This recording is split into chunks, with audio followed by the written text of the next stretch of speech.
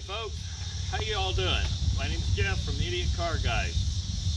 A couple weeks ago I talked about, I purchased this 560 SEL Mercedes W126, and I was going to do a stare and compare with the W140 S500 that I own.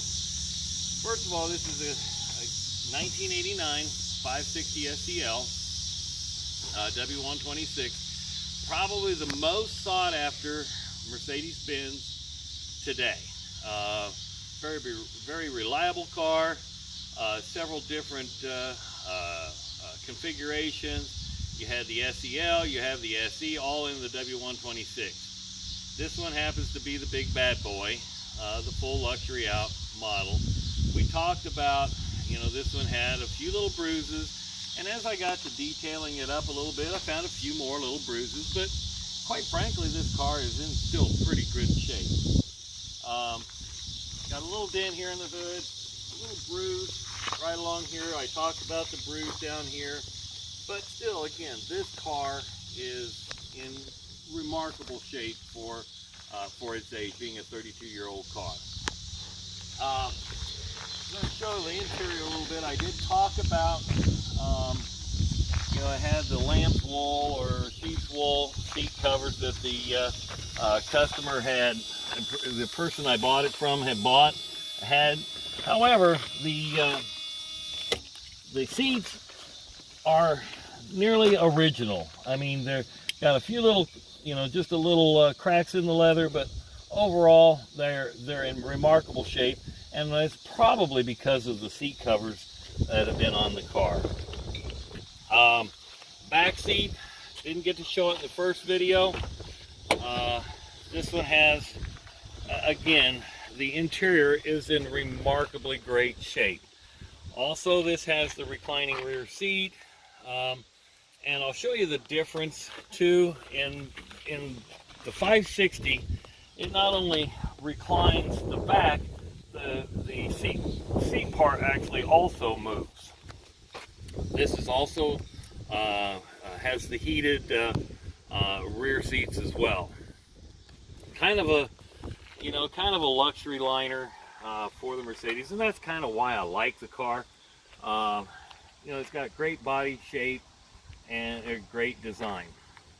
Now, I also mentioned that this needed a little bit of work, partly because it has a bad exhaust, or it has a leak in the exhaust. And yes, I took it to have it checked out. I had to order a muffler. That's here. I'm just waiting to make an appointment to get it installed. Plus, there's a suspension. I think it's the. I think he told me it was the sway control rods on each side. They have a little clunking going on, and boy, that does transmit when you go over a bump. And so those have been ordered and ready to be put on.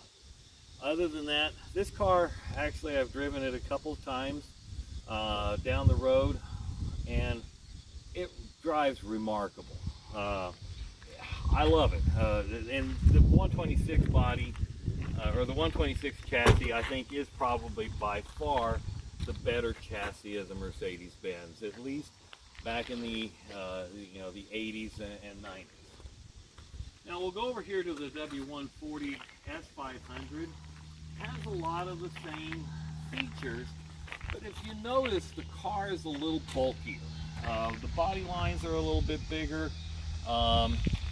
The bumpers are integrated into plastic. They're inside the plastic, unlike the steel bumpers on the W126. The body shape is a little bit bigger. Mercedes-Benz still kept a lot of the same design elements. When they built this car, it was supposed to be the flagship car of Mercedes-Benz, but it really it was pricey. It became pricey. This car, the W126, when it was new, fully dressed out, was $70,000, approximately, brand spanking new off the showroom floor. That's the manufacturer's list. one started in the 90s in the S320, the shorter wheelbase, and then grew from there. These got up into the the 105 to 120 range. Today's time, this car would be in, based on the calculations of, cost increases and things like that, you're looking at about a $145,000 to $155,000 car today. Now, Mercedes has done a great job with the S550s today being in the 120 range, but this car, it was just, Mercedes spent a lot of money, and of course they had to pass it on to somebody. Now, a couple of the features, of course, we talked about on the W140s is they started with the soft closed doors. And then what that means is these doors, with a light touch on them, they draw themselves in to allow the sealing. A lot of the features that we talked about before, the dual pane windows, things like that, was to eliminate road noise. Now, on the 126 chassis, the 560, you do have some road noise.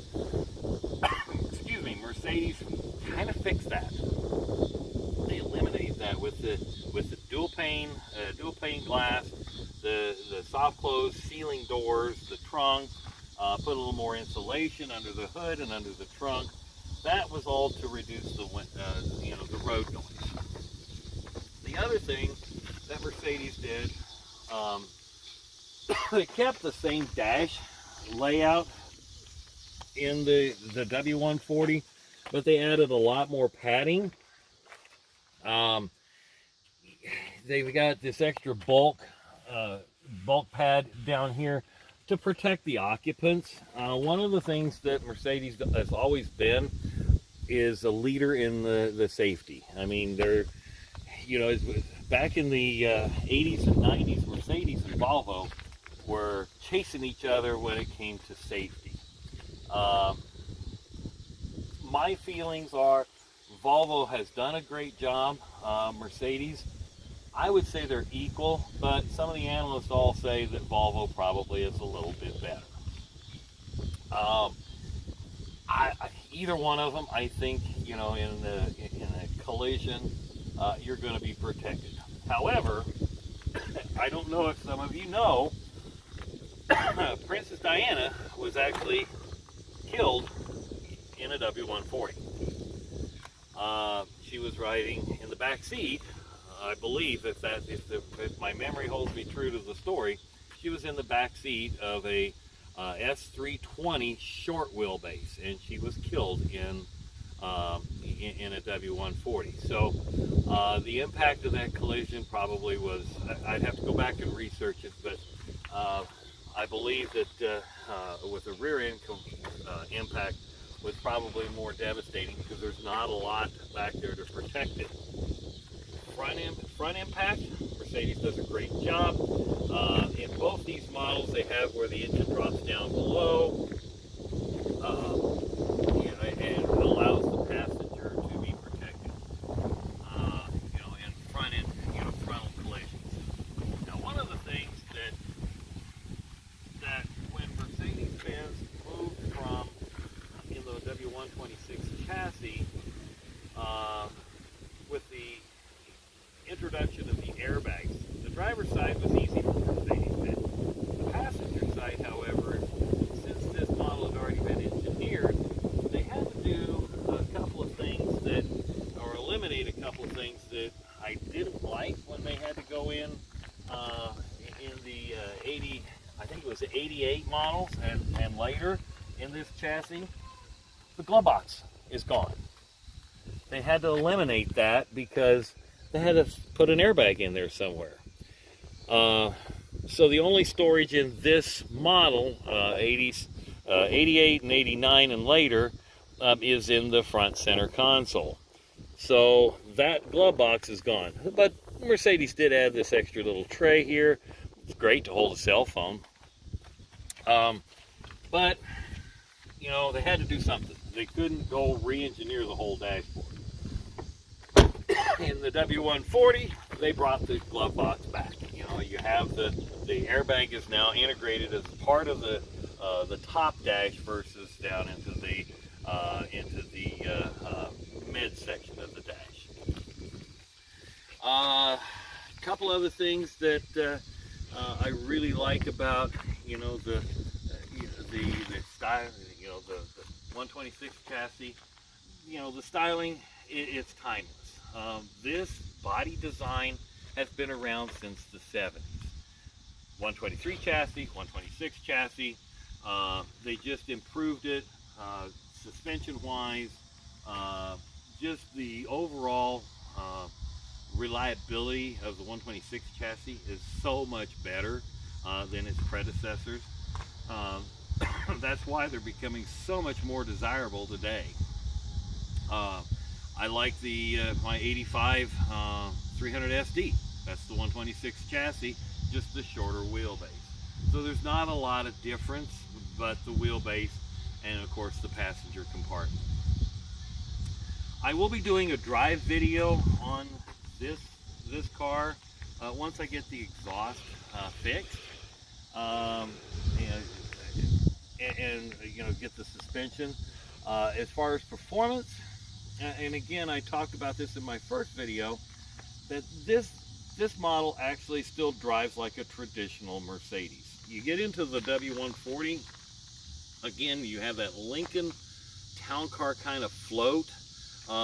You have a little bit more road control here. The stance, as you can see, is a little lower than the W140. It's a little bit smaller in the body design. You notice the body kind of kicks out a little bit more on the W140, where it's a little tighter in on the chassis itself. But again, this is a traditional Mercedes. Now, Mercedes has come a long way with the technology and keeping up with the car manufacturing of today. I mean, the consumer is what's demanding how the cars are somewhat produced. I mean, you know, again, in this body style was also in the 190E for so many years, just a smaller version of it. If you have any questions regarding the W126, please feel free to, you know, note it in the comments section. Any one of my cars are for sale, although right now, again, I like both of these cars. They really do drive and are very, very comfortable cars to ride and drive in. But, and again, the demand for these, I'm watching these. There's one in Sun Valley, Idaho. In this car, 1990 model, they're wanting $12,000 for it with about 80,000 miles on it. Some of those are being brought, you know, they're bringing that kind of money. Quite frankly, I think the value of these is going to continue to rise over time because these are timeless. As we move into electric type vehicles and things like that, you know, these are going to be, you know, sought after because they are good road cars. Both of these are. If I were to travel from here to California, which one? I don't know. If I wanted to go fast, I'd probably take this one. If I wanted the speed, but I wanted the comfort, I'd probably take this one. It's a matter of choice, but my choice is I do like the W126. Anyway, like, share this with your friends. Comments are certainly welcome, and please, by all means, subscribe. We'll continue to add videos, you know, regarding Mercedes and even other models of vehicles. I'm kind of in the search of a Lincoln Mark V, so that's kind of on my radar. It's another vehicle I really like from the 1970s. Anyway, thanks for watching this video, and hope you like it. Thanks.